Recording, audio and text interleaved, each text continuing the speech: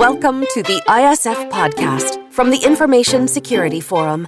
The ISF podcast is hosted by ISF CEO Steve Durbin, and every episode he brings listeners features timely conversations, practical insights, and resources for global cybersecurity professionals.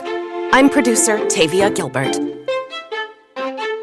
October is Cyber Awareness Month, so we're marking the occasion with a series of 3 episodes that feature Steve in conversation with Dan Norman, ISF's Regional Director for Europe, the Middle East, and Africa.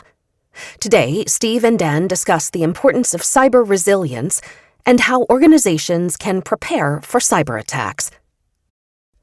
In this session, we are going to be talking about the significance of cyber resilience and essentially preparedness for organizations facing a variety of high-impact cyber attacks.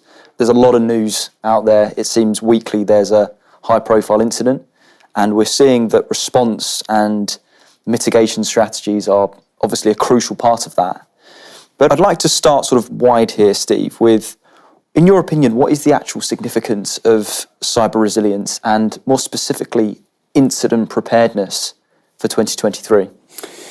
Yeah, I think what we've seen is this sort of realization in the industry that actually you can only do so much to make yourself look unattractive, if I could put it that way, from a cyber attack standpoint. And if somebody really is intent on attacking you for a whole variety of different reasons, then you will suffer some form of incident.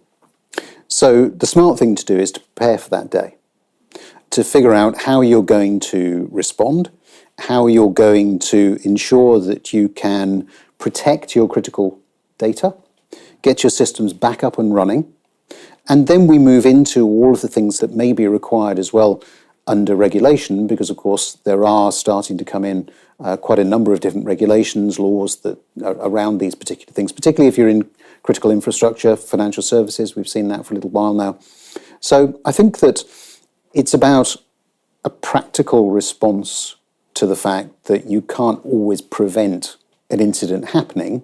So if you can't do that, what are the things that you have to do in order to protect your organization as best as possible, get it back up and running as quickly as possible, maintain the lines of communication with your stakeholders? They could be employees, they could be customers, they could be regulators. And that's really, I think, where we've transitioned to, certainly in 2023, and I would expect us to be continuing down that road in 2024 and beyond. You mentioned there the different kind of stakeholders involved in wider cyber resilience and incident preparedness. In your opinion, though, what role does the C-suite have to play in incident preparedness and specifically the response? I think they are critical, fundamental. If I look at incidents, if I look at the way in which member organisations and indeed other organisations outside of the ISF have prepared for incidents, the ones that have emerged in the best shape have been those where the message has come from the very top, from the board of directors, right the way down through the organisation, about the need to prepare for the day you hope never comes. Where we've seen organisations struggle a little more, there hasn't been that level of commitment. So why is that? It isn't just that the chief executive says this is what must happen. It's about understanding, I think, at the highest level in the organisation, the impact that an attack or an incident can have on your ability to continue transacting business. So very often when people talk about cyber incidents, they focus on the incident itself. How do I get my systems back up and running? Anybody who's been through this kind of thing will tell you that to a certain extent is just the tip of the iceberg, because then you have to go into all of the recovery phase to make sure that the data you've got, the integrity hasn't been corrupted, that you can still access it, that systems perhaps that were attacked may need to be completely changed. We've seen some of that, certainly with large-scale incidents where there's been a complete wipeout of systems. They've all had to be replaced. So when we talk about the incident, I think it's important for us to look at it from a very broad perspective. And all of those things are board-level issues because they impact the way in which the organisation is able to continue functioning. If it's a public company, it will probably impact stock price. Stock price will drop. But how you manage your way through that determines the success of your organisation coming out the other end of it. And so those are just some of the reasons why you have to have this very high-level buy-in, if you can get it, of course. Not everybody manages to do that. And I think we will increasingly, though, see more and more boards of directors asking to understand better how they can help, what is their role in cyber incident response. Yeah, absolutely. I think what we're seeing on the ground when we're working with and discussing with CISOs and organisations in the membership specifically, our boards really do care, and they are really interested in testing their response and understanding cyber risk and the implications on the organisation, but also themselves. Because you've mentioned that sort of financial, operational damage that can manifest, but there's reputations on the line as well with these types of things. So I think we both agree that the boards are easier to get on board when it comes to, say, running a cyber exercise or improving resilience. But how can an organisation prepare, say, senior management that have little perceived responsibility for security to manage a major cyber attack? Yeah, I think this is where the work needs to come in beforehand from the security standpoint. I think if you're in a sort of somewhat luxurious position from business leader standpoint of not being impacted in any way, shape or form by a cyber incident, you're probably in the minority. So the onus, I suppose, is on the security department, the CISO in particular, to try to draw out what impact an incident might have on different parts of the business and explain the knock-on effect of that to the business leader, senior management, so that you get their buy-in. Now, that can be helped, of course, if you do have somebody at the board level or the chief executive who is already on board with it. If you don't have that, it becomes a little bit more complicated. And you do need to spend very much more time actually digging into this what-if type scenario. Ultimately, of course, what you're trying to do is to get these individuals to participate in what I would see as being an appropriate exercise that tests their readiness, but also demonstrates to them where perhaps some of the shortfalls are and what the impact of that is going to be on the business. Where we've done these things and we've achieved that, the light bulbs do go on, and suddenly what you get is this huge enthusiasm for fixing the problem. But it was a problem they didn't realise they had. And so the role of security is really to shine a light on it, show a way in which it can be addressed, and then look to gain the commitment to follow through. It's an interesting perspective. And I mean, you and I sat down a couple of years ago and spoke about the importance of playbooks, business continuity plans, and I've definitely seen an uptick of organisations writing those response plans. But where we are now is, how can you provide meaningful assurance that senior management are actually prepared for the major incident? Because just because we have a playbook doesn't necessarily mean that we're ready. So what are your thoughts on providing assurance?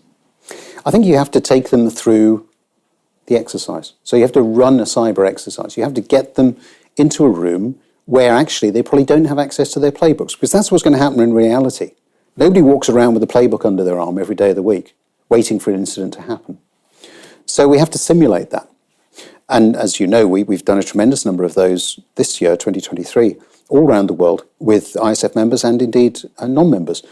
And I think the next stage on from that, for me anyway, is to then provide some form of measurement and scoring back to the organisation that says, actually, when we compare you with your peer group, and we can do this, of course, within the ISF because we have a whole range of organisations all around the world, when we compare you with your peer group, this is how you stack up in terms of your ability to respond. And these are the areas where you need to spend a little bit more time. These are the areas where you shouldn't be complacent, but where you've got it under control. So I think it's migration from, first step, awareness that there is an issue in terms of senior management needing to be involved. Secondly, get them in to run a simulation. Thirdly, measure their effectiveness responding to that simulated exercise, and then benchmark that against peer group as well. Because back to the point about boards love to understand how they're comparing with other organisations. And again, at the ISF, we can do that. I want to unpack that measurement piece that you mentioned there, because I haven't seen that in practice anywhere else in the industry so far. We always get the question is, how are we baselining either against the framework and how are we comparing against organisations? So how do you recommend measuring the readiness of the organisation to manage a cyber incident, away from all the traditional assurance activities you have, pen testing and things like that? What are your thoughts there around the measurement piece? I think that from an ISF standpoint, we're somewhat fortunate in that we have had a benchmark service for very, very many years. And members have made use of that. We conduct engagements on behalf of members.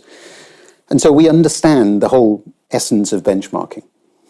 And indeed, there are a number of organisations out there that take our tools and white label them, as we know. So we're not short of information, data, insight in this particular space.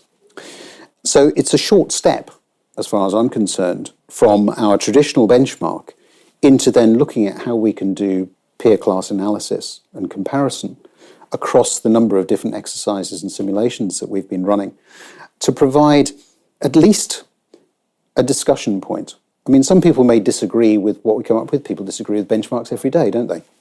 But at least what we're saying is, in our experience, based on the work that we've been doing, based on other members' experience, peer group experience, this is where you are now in terms of your ability to respond to this kind of incident.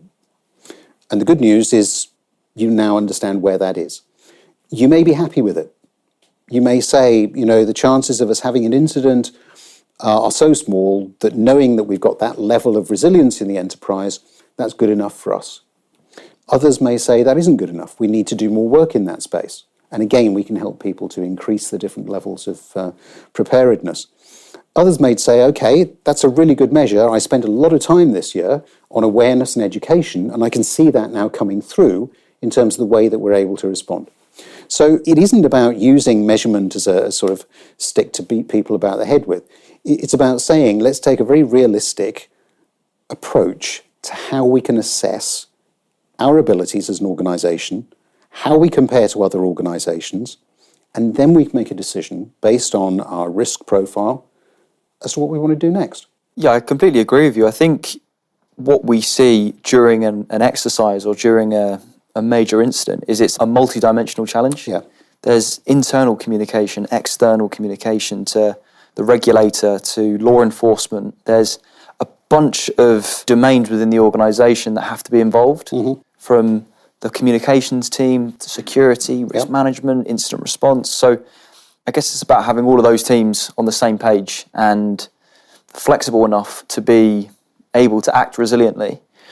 My final question here is, where do organisations start if they have never done an exercise before? Are there any recommendations that you have in the short to medium term to embark on that journey?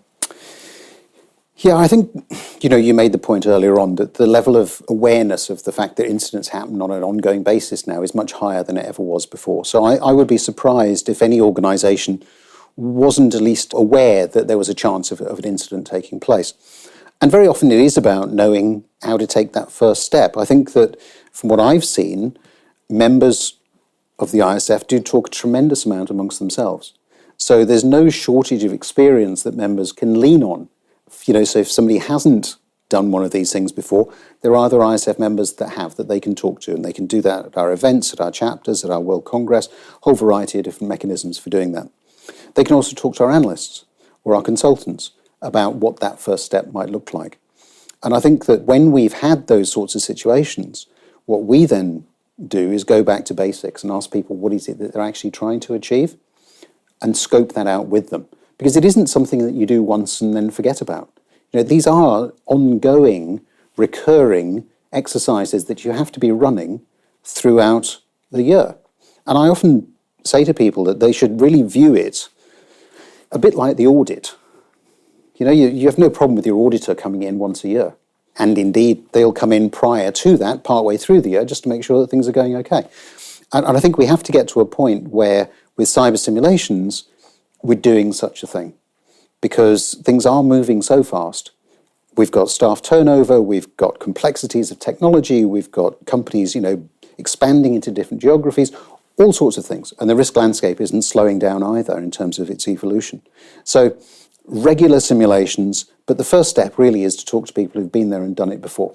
Yeah, I think that's a fantastic answer. I suppose it's a multidimensional challenge and there's so many stakeholders involved, but it should be an ongoing assurance activity that complements other risk management approaches that organisations are taking. So once again, thank you so much for your time, Steve. Pleasure, Dan.